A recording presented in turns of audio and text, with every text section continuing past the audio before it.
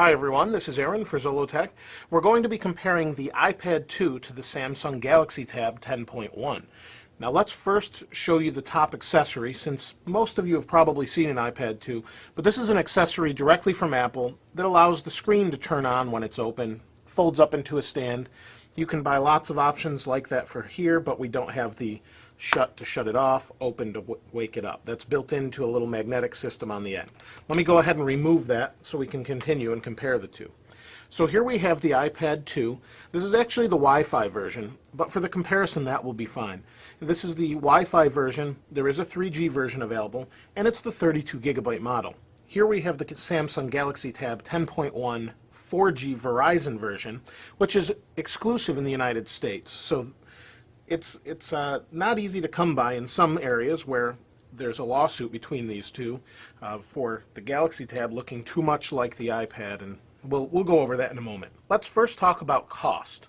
Now, the iPad 2 starts at $499 for Wi-Fi only and goes up to, I believe it's $829 if you add 3G and 64 gigabyte.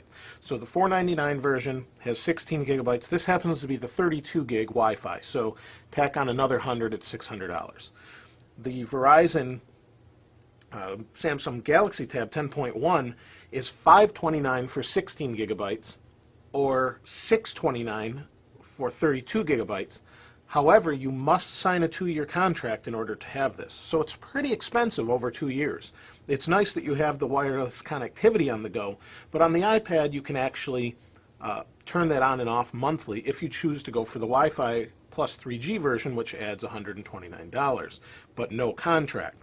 So in my opinion, the iPad's the win there. Let's talk about the processors inside. I have these turned off purposely so that we can kind of do a quick boot up comparison. While that's not terribly relevant, I thought we'd just kind of boot them up and see which one wins. So we have a dual core processor in the iPad 2, the A5 processor, and we have, I believe, 512 megabytes of RAM. In here we have a dual core 1 gigahertz processor and a gigabyte of RAM. So let's go ahead and turn these on. I'm going to turn this way just to make it a little bit easier for me. And we have the switch on the side here that turns it on. Now that switch is in a different spot depending where you live. On the Verizon version, there we go. On the Verizon version, they're on the side. We have our volume buttons on the side, and we'll go over the actual specs first, but we'll wait for them to boot up. And it's still booting, both of them. And both of these have apps on there. They're not the stock default one. And this is actually running iOS 5, so it's a pretty fair comparison. And we have Honeycomb 3.1 on here, I believe. Let's go ahead and wait for them to boot up. The iPad's up. This tablet's up. Let's go ahead and unlock it. Unlock this one. So as you can see, this one is meant kind of to be held in this orientation, and this one's kind of meant to be held, and that's a notification. This is meant to be held in a vertical or portrait orientation. And I kind of like the portrait better. This is really a matter of what you prefer. It's not a big deal. Now let's talk about the externals of this first, because that's kind of what the lawsuit's about, how similar they are. So as you can see, as I mentioned before, we have the iPad 2 in portrait mode, or portrait, and the Galaxy Tab in landscape.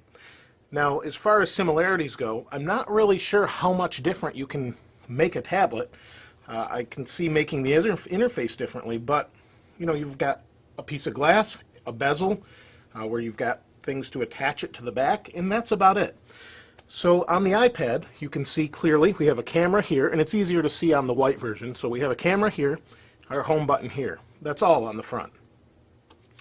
On the Galaxy Tab, and for the sake of this argument, I'm going to turn it this way. In the Galaxy Tab, we have screen, bezel, cameras on the side because it's meant to be held in landscape, and we have pretty much nothing else. We have no home button on this. That's controlled on the screen of Android. Let's take a look at the dock connectors. On the bottom we have dock connectors. They look extremely similar, and this is a part where I don't know why Samsung did this. They're very similar, but they don't work together. So you've got your dock connector here, dock connector there, proprietary on the Galaxy Tab. We have a microphone on the bottom here. The microphone on the iPad is on the top, up here. On the iPad, it's not really that similar there. The sleep-wake button on the Galaxy Tab is right here on this left side. There's a speaker here. There's a volume rocker here. There's also a speaker outlet on this side, so we have stereo. On the iPad 2, we have our 3.5 millimeter headphone jack, sleep-wake on the top. On this side, we have nothing. We went over the dock connector. And here we have our volume rocker and anti-lock or lock or rotate switch. Depending on what you set this up for, you can do it for volume or rotate. And we have a speaker down here. So they're really not as similar as far as layout as maybe Apple is arguing. Let's look at the back quick.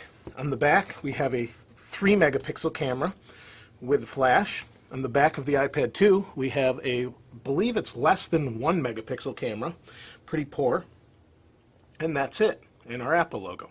So there's not a whole lot going on, and I actually have a screen or a shield on the back rather. And on here we have the flash. So there's not too similar really. The camera on the front of this is 2 megapixels. So we have nicer equipment in the Galaxy Tab as far as cameras go. So let's go ahead and turn them on and talk about the operating system.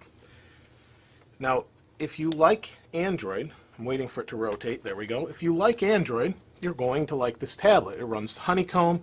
You unlock it like this. It's completely customizable. On the iPad, it's not as customizable. It's your typical iPhone, iPad configuration with your apps here, and you can put them in folders like this. Everything is nicely organized depending on how you want it, but it's not quite the same as customizing.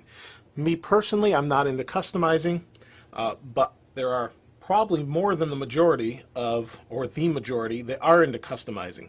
So here you can see I've got some icons, and up here we have an app drawer. So that's kind of hidden. They're in two different spaces where we've got apps that are here, we've got my apps, and that's really it. I don't have a ton on here. We go back to home by hitting this button. We can go back by hitting back. We can see what's open by hitting this button. There's not really a whole lot open. So that's similar but not, and it's a different take on the operating system. Here we have notifications, and different notifications come in like this, and we can get rid of them just by tapping. So that's pretty nice. Now on iOS 5, we do have an app drawer with notifications. You can see there's new events on the calendars, and you have that. So iOS 5 adds some differences. I'm not going to go over all of them, but you can split the keyboard where you can't do that on Android, at least not by stock anyway, or not by default. So let's go into the web browsers. I don't know what's on here, but let's go ahead and go to Zollotech. We'll go here, and we'll go to, was on a product page of the last thing I was reviewing. Let's go ahead and go to, and as you can see, we've got HTML5 on both and Flash on the Galaxy Tab. Now, I'm not a big fan of Flash on tablets, but it is what it is. You may either use it or you might not. And as you may have seen, I was signed into Google Plus because this is an Android tablet. It just signed me in.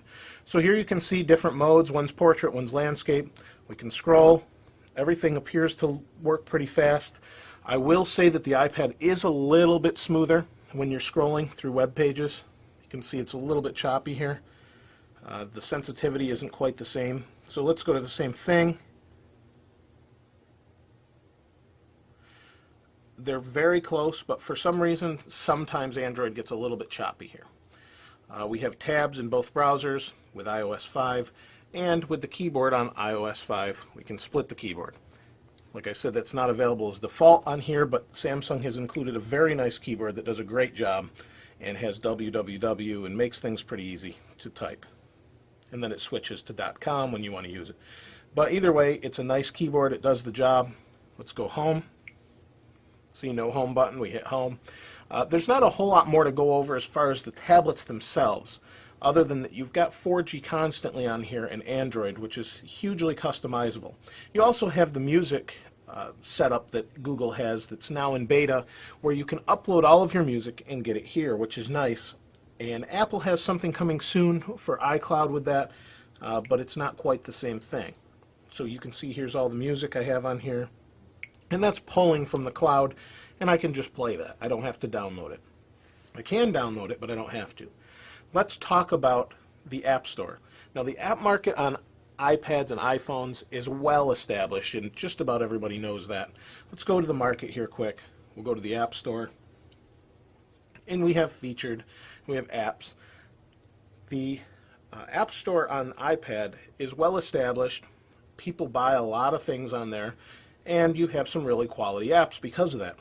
Android has a lot of quality apps, but there's not as many tablet apps. You can see it's staff favorites for tablets, and there's a bunch. Oops, hit that. There's a bunch of different apps that you can go through, so you're not going to be at any time lacking for apps. It's just going to be different apps than what you get over here, and sometimes you'll have the same. But it's growing every day, and tons of people are developing for Android as well as iOS, so there's not an issue there. Currently, though, I think the quality of apps are better on the iPad. That doesn't mean it won't change, and there aren't some great apps on Android, but it's getting there, and it's just not quite there yet.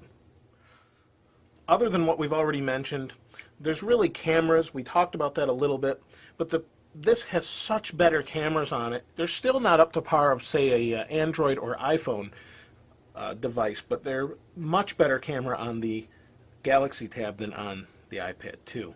You can check out the cameras in different tests I've done before. I've done a test between the iPad 2 and the Zoom, and I've also done a review of the Galaxy Tab recently where I show the camera quickly. Let me show you one more thing before we go. Let me show you the multitasking. We opened a couple things. Let me open Gmail. Let me open Music. I did that before. On Android, we hit this button here, and it shows me what I was last in. So I can just quickly switch. We go back home. We hit this button. We go back here. Go back to the browser. You see how fast that is, and you can switch between apps quickly. On the iPad, it suspends the apps, and you double tap, and then you can go into your app. So if we go to Safari, it'll open Safari. If we double tap, go back to the App Store. It shifts out of the way and goes to the App Store. I think the multitasking on Android that they've done in Honeycomb is far better than the way you do it in iOS, where you double tap, it opens this little drawer, and then you tap. It's just easier to hit one button, hit what you want, switch, hit the button here, switch back. There's no double tap, slide through all your apps. This just is in a nice convenient row, and it is what it is, and that's what you get. So it's pretty nice, and I really like that. It's really a pleasure to use both of these devices. They're both fast. They're both feel like you're using something that's modern and nice. The cost difference is really the big determining factor for which one to get. I don't know that there's much more to cover between the two, but if you want to see any specific comparisons between both of them, please feel free to comment below or message me, and I'll try and compare both of them for you. I also have the HP Touchpad I can compare with and the Zoom, so if you'd like to see any comparisons and you're trying to make up your mind between any of these, please feel free to comment below or message me and let me know. If you haven't subscribed to the channel already, please go ahead and hit the subscribe button. I always appreciate that. This is Aaron. Thanks for watching. I'll see you next time.